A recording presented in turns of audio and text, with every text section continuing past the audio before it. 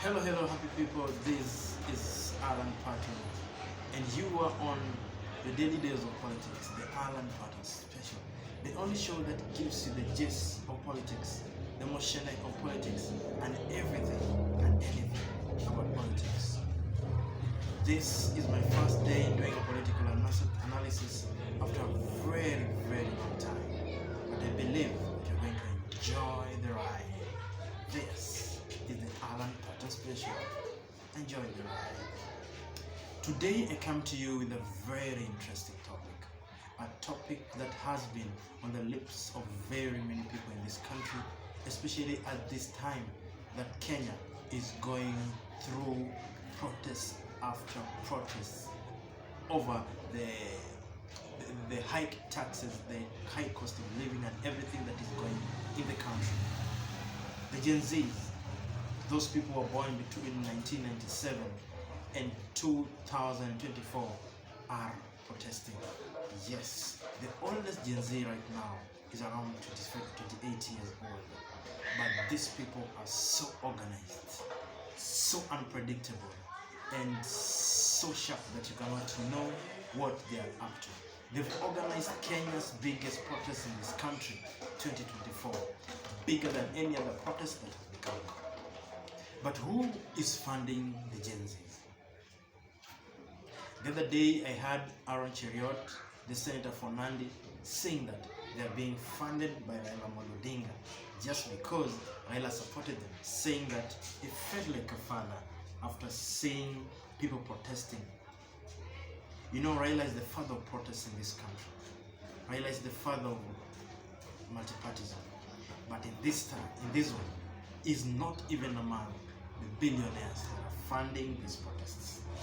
In fact, some of the billionaires that are funding this protest are people that are in the deep state themselves, the government itself, people in the public sector, people that of recent past have been the thorn of very many people, the hearts of very many people.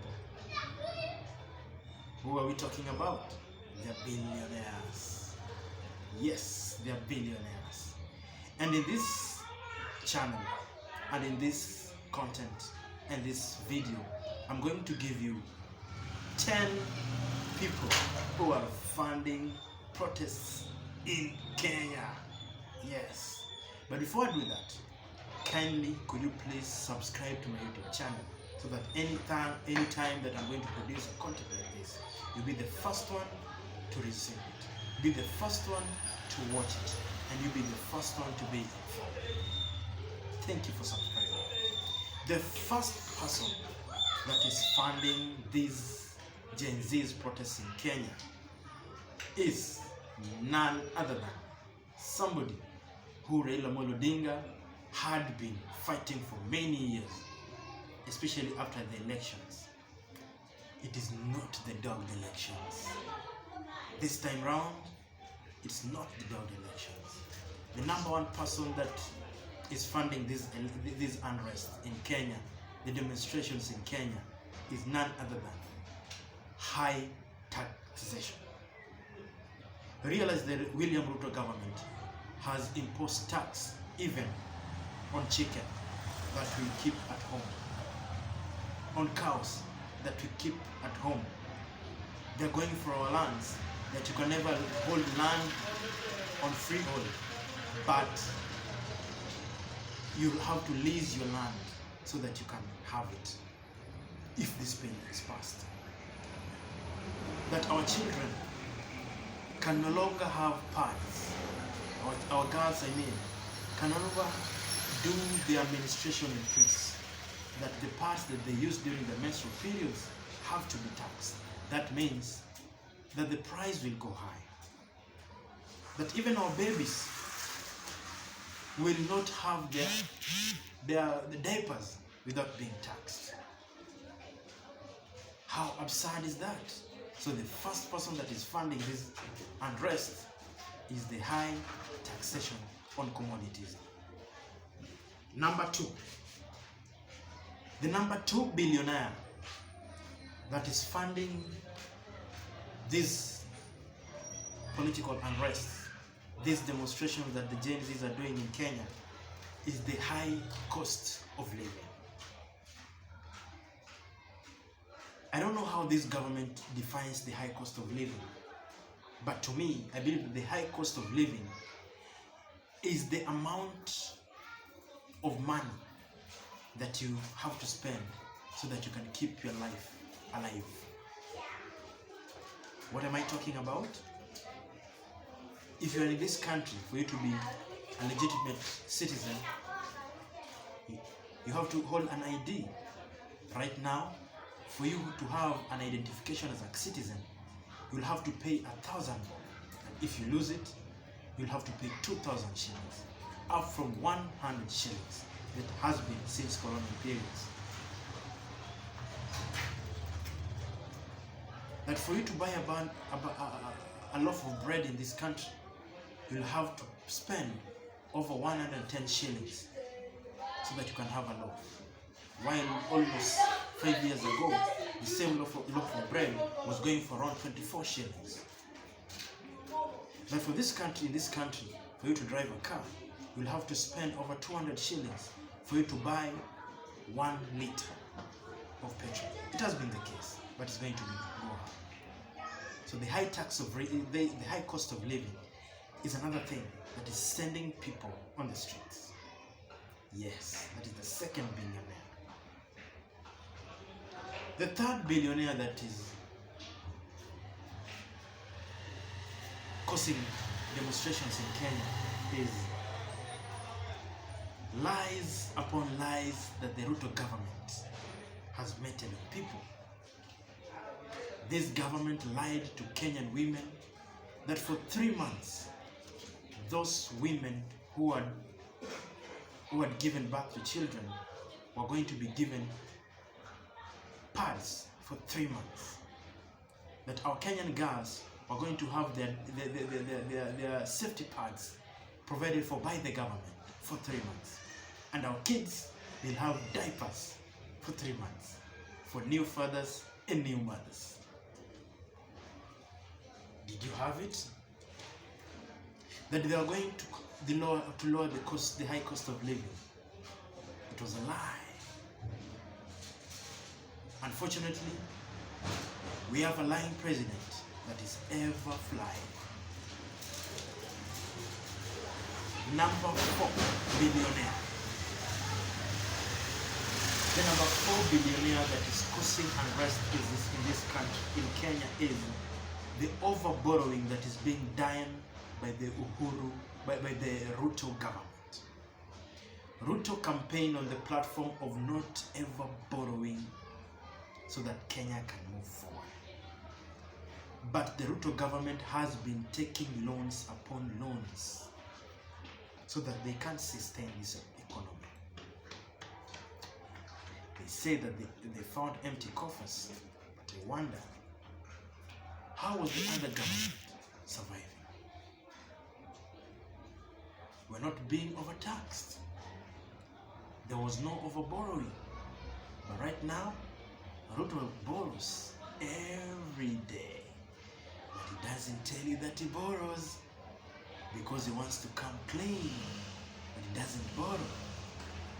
And when he leaves power, you'll pay the loans that he's taking. Do you think that the trips that Ruto is making outside the country are for nothing? He's going to get money from foreign powers. And those powers are making him to overtax you so that he can finance his loans anyway. The number 5 billionaire that is causing unrest in this country is youth unemployment. Over 75% of youths in this country are unemployed. And those who are doing business do not have very good capital to start their businesses or to run their businesses. The youth fund is dead. The hustler fund that was introduced just a year ago, is dead. All you can get from youth for the Hustlers Fund is just 500 shillings to shave your hair. And if you are a lady, eat some pork. Because that money ain't going to give you anything. So the youth unemployment is a time bomb. Biggest billionaire that this country is facing. But Ruto vowed to finish it. It's a dream. Number 6 billionaire that is ailing this country is UDA politicians who cannot live within their means. They are involved in corruption upon corruption.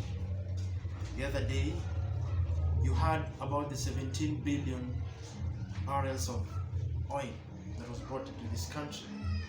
And they say that that oil did not belong to a certain tycoon, a lady who didn't even look like a tycoon.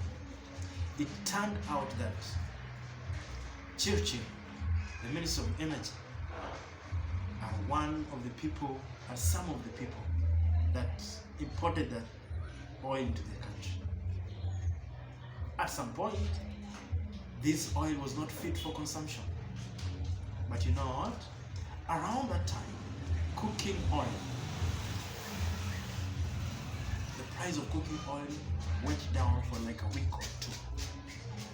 What do you read from that? They supplied oil that is not good for human consumption to people so that they can live. And they made money. The number 7 billionaire that is killing and causing unrest in this country is the IMF, the International Monetary Fund. The International Monetary Fund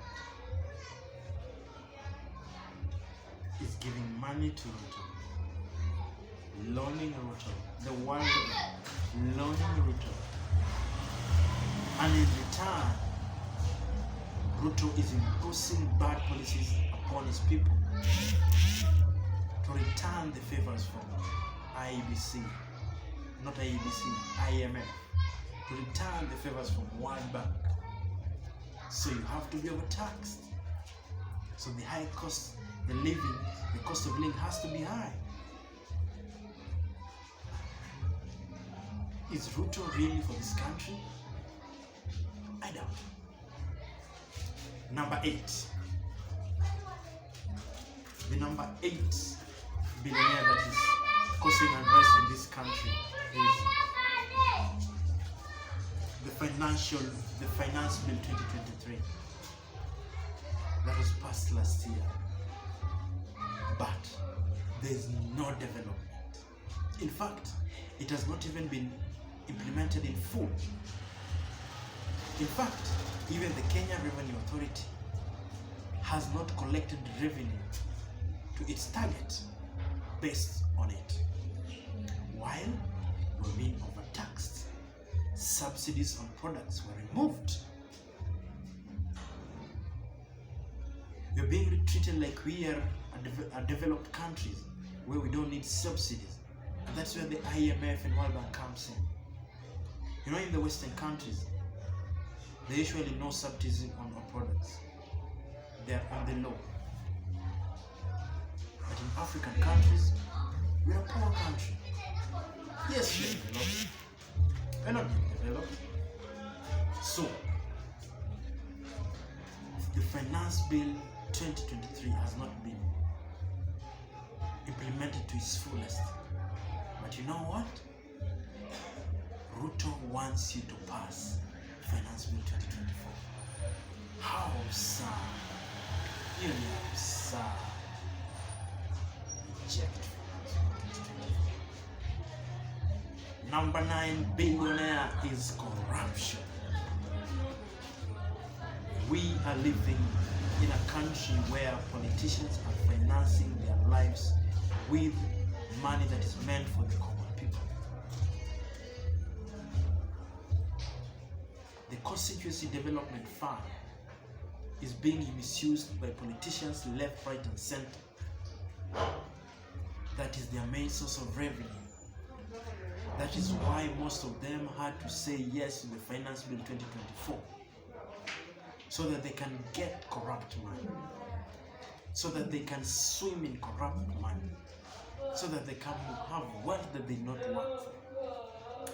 I really don't understand how in Kenya a politician can be earning 800,000 shillings, but you still steal money.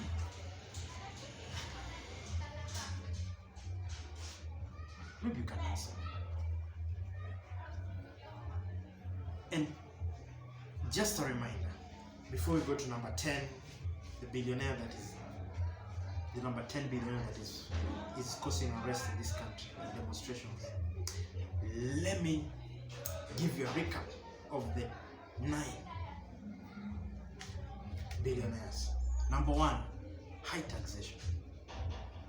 And please, could you please subscribe to this YouTube channel so that every time we produce a video like this, you'll be the first to get. Okay. Number 2, high cost of living. Number 3, Ruto's unending lies. Number 4, overborrowing. Number 5, youth unemployment. Number 6, UDA politicians that are living beyond their means. Number 7, the International Monetary Fund and World Bank. Number 8, non-development from the Finance Bill 2023. Number 9, corruption. And number 10, billionaire that you've been waiting for is none other than the person in government, the person at the helm of the country, the person that is running the show, the person who is the chief hustler himself, William Samuel Ruto. You lied to us. Yeah? You said you are a hustler. You say that you understand us. You say that you know that what Kenya wants. You say that you're the answer to Kenya's problems. In fact, you demonized Uhuru Kenyatta. You tarnished the name of Uhuru Kenyatta because you thought you were the answer to Kenya's problems. Were you really the answer? You've lied to us that no homes will be brought down. We saw homes being brought down in Madari. We saw homes being brought down in Machakos County. Just in the name of you building affordable houses that we know you want to make to yourself. Mr. President, you are the number 1 financer of demonstrations in this country because you lie a lot and fly a lot. Anyway, we've come to the end of our video. If you've not subscribed to this YouTube channel, kindly do so. And look forward for another interesting video. Meanwhile, if you're a Gen Z and you are asked,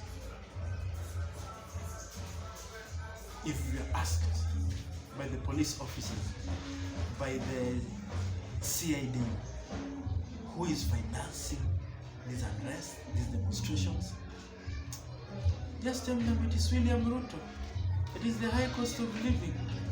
It is unemployment. It is corruption. It is UDA politicians that are reckless. Those are the face of demonstration in Kenya. Thank you. Adios.